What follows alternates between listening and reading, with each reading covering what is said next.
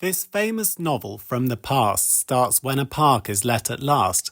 Its tenant is a wealthy squire, to whom 5 daughters do aspire, for each of them does want to be rich and loved and fine and free. The eldest 2 are Jane and Lizzie. One is fair, the other's frizzy. Their mother is the most obsessed and sends their pa at her behest to meet this man, which he does grimly, and finds out that his name is Bingley.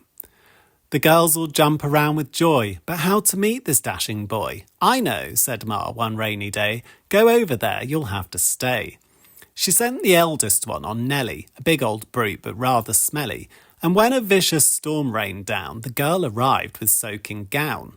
And Mr. Bingley's sisters were appalled and quite ashamed of her. How could a girl whose aim was marriage arrive at theirs without a carriage?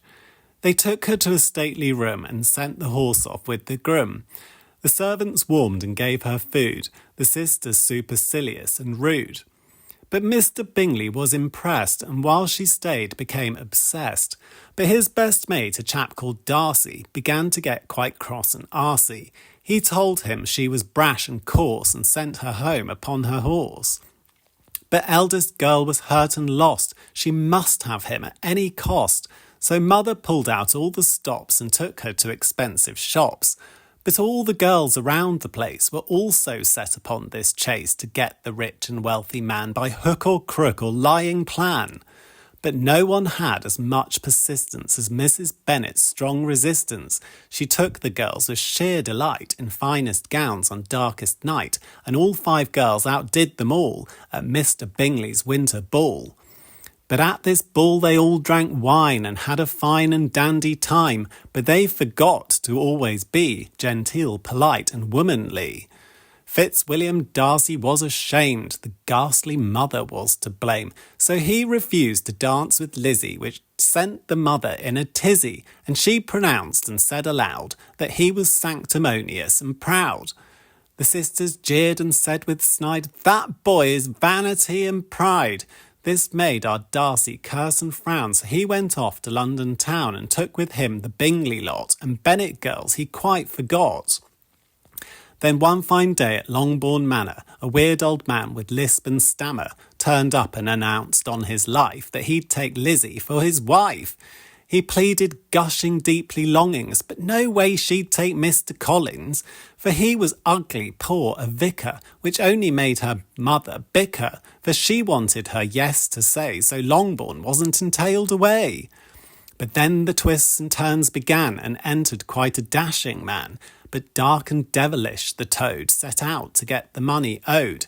His mind it would not rest or still, since he felt diddled from a will from Mr. Darcy's dear old dad, who recognised he was a cad. So lies did Wickham spill to all at card party and Brighton ball, whence he took off with youngest lass in spite revenge and after cash. But then the truth began to chill, for lies to girls did Wickham spill. Before he'd wooed the Bennet child, whose temperament was rather wild, he'd not just charmed and spooned and kissed her, but he'd abducted Darcy's sister. Meanwhile, Darcy saw something in Lizzie's eyes which made him sing, and when they danced at Rosings Park, he wrote a letter in the dark, telling her the bitter truth, which put our Lizzie through the roof.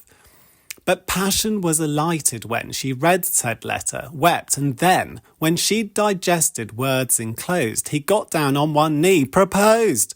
She said, but you betrayed my sister, not Wickham one, that one who kissed her, but Golden Jane, who loves with heart that gorgeous boy from Netherfield Park.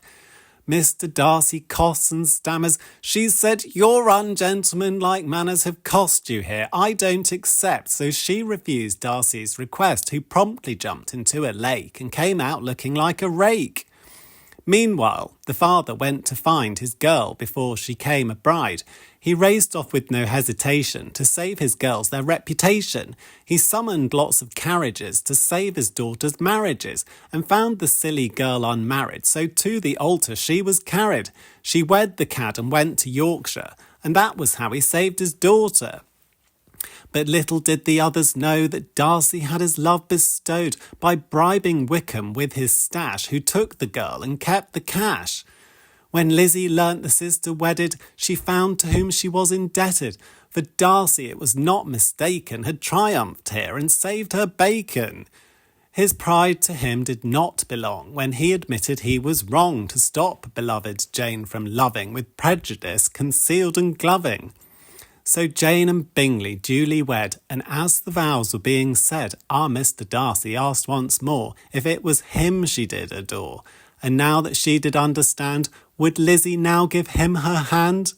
And this she did, and wedded bliss was sealed there with a loving kiss.